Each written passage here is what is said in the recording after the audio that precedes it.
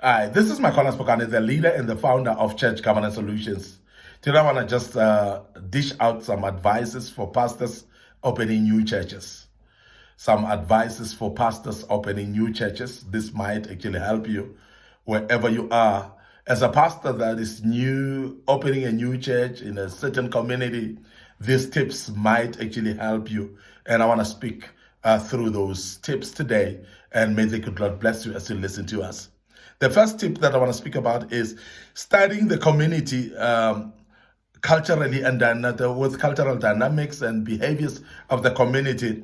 And this is what we call the mapping of the community where you want to open a church. Maybe the first thing that I should emphasize is that make up your mind where you want to open a church. Because another problem that we have is that pastors cannot make up their minds where they want to open a church. And therefore, you want to open a church, but you cannot make up your mind. And you're praying, and most of the people will tell you, no, I'm waiting for God to give me direction of where to go and open a church. But I want to emphasize the fact that God doesn't call people for places. When you are called by God, God calls you for people. He doesn't call you for places, He's calling you for people. So if God calls you for people, therefore, identify an area where there are people that you can actually minister to them and make sure that you win them to the kingdom of God. This is very important. So therefore, when you know that a calling is actually related to people, you will identify a place that is having people, a place that is a residential area, the place that is buzzing with people. You cannot therefore go into a bush somewhere where there are no people. You cannot go, therefore, into an isolated place somewhere where there are no people, because you're not going to run a church in a place where there are no people, because a church is for people. So therefore, you need the people to come to that church. And that's very key, that you identify a place that is having people in it. And that's very important. Now, after identifying a place that having people, you're going to need to study that community. Know their profile, know how they behave, know the cultural background of that community. Because based on the culture, you're going to need to adjust your church according to the culture of the people. But also when you know what the people are absolved in. For an example, there are communities where alcohol is actually the program of the day, where everybody actually just wake up in the morning, they eat breakfast with beer, and they actually have lunch with whiskey, and they have dinner with wine. And I'm talking about people that drink alcohol, and that's the order of the day. And we've got communities like that will spend more time in shebeens than in church, that will spend more time in shebeens than in anything that that is very useful for them. And I want to emphasize that when you have people like that, you're going to have a problem whereby you are going to, if you don't study the community, you're going to approach things differently. And you find that it is not in line with what that community is all about. And I'm actually mentioning this because it's very key that we emphasize the fact that when you know the cultural background of the community, you would know as well how to cater for them when you open a church in that place. That's very key, very, very important.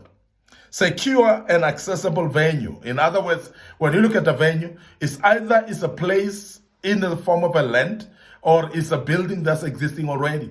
Or you may actually use your own venue, which is your own house. Very, very important as well. But let it be accessible to people. Let it be known. Let it be something that people are not having hindrances in it. For an example, if you were to fellowship in your own house, the hindrance could be that people don't want to see the church as your family asset. So there are people that may not come because they think that you're capturing them into your own house. So therefore, it's a venue that should be accessible for people. A venue that will be unquestionable for people to come, and people will feel free and welcome to come. And that's very important. And that's why we mention the fact that also when you secure that venue, it must not be hidden where people cannot identify, where people cannot see. Because there are people that hide their venues somewhere where people cannot even access, where people cannot be able to see that there is a church. But not only that, there are times when people put churches in places that are inaccessible financially. There's no transport going there, number one. Or even when there's a transport, but it is too expensive because it's way out of where the people are staying. So when you put up a church, it should be actually in a place that is accessible. While we speak about a venue that is accessible, we speak about a place where people can walk easily than even spend money to travel.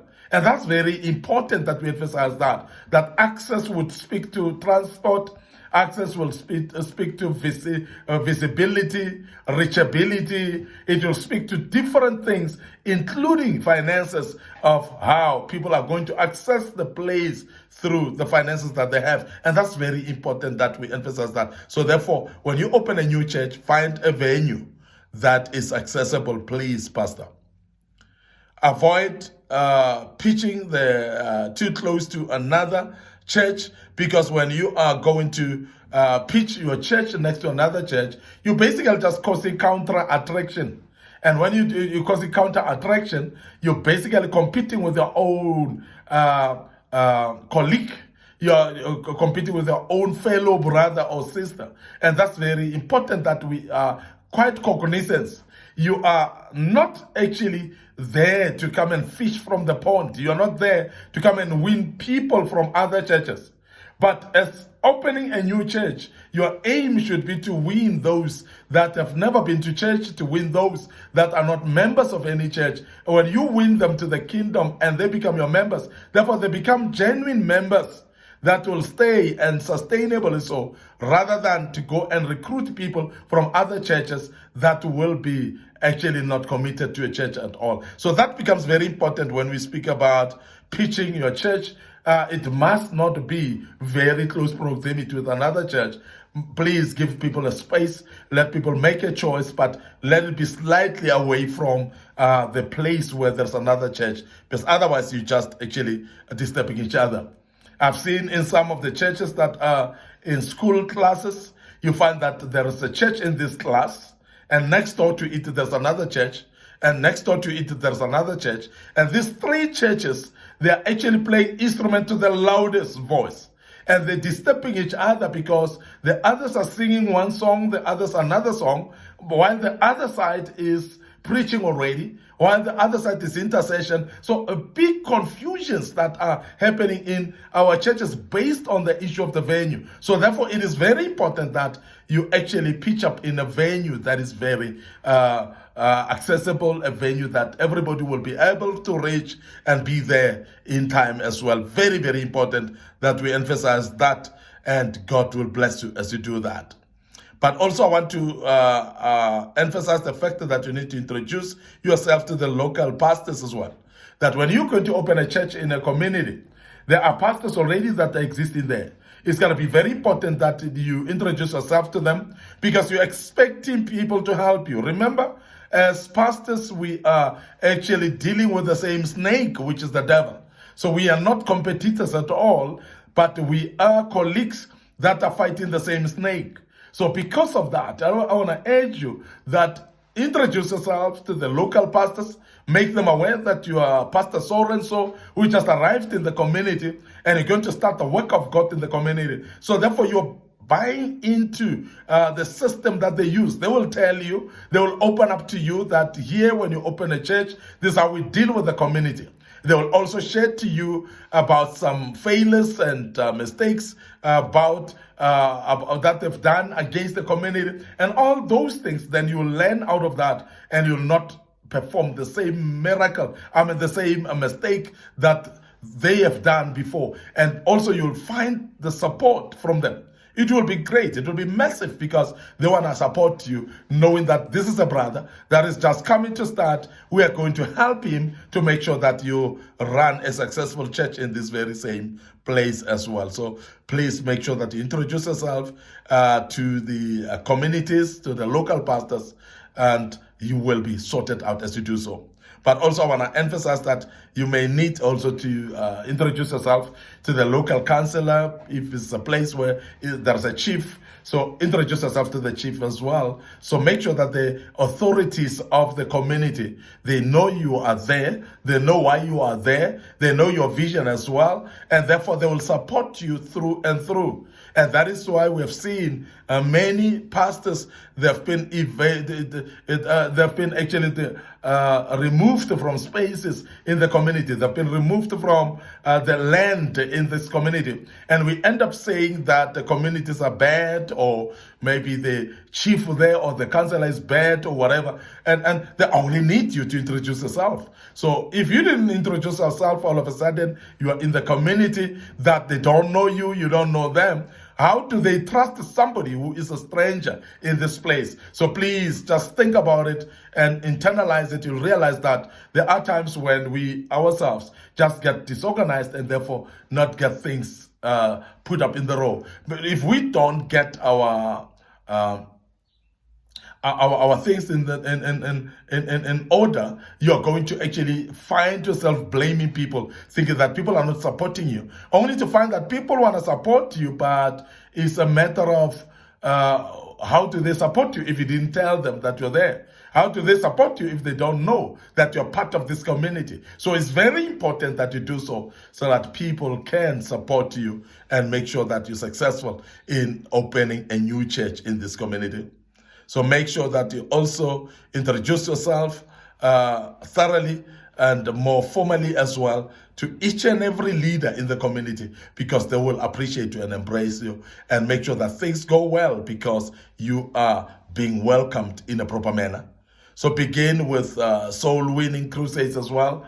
And open airs, we speak about those. It could be door to door as well. It could be any different way of reaching out to the people. That's very key. And I'm emphasizing that make sure that you are actually going to sort out people in the sense of inviting them to the crusade, making sure that you go open air route, maybe door to door, and that will help the people to actually be aware, because there's a lot of awareness out of crusades is actually about the church that is around. So that's very, very important that we emphasize that as well.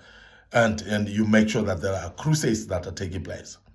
Identify and meet community needs as well.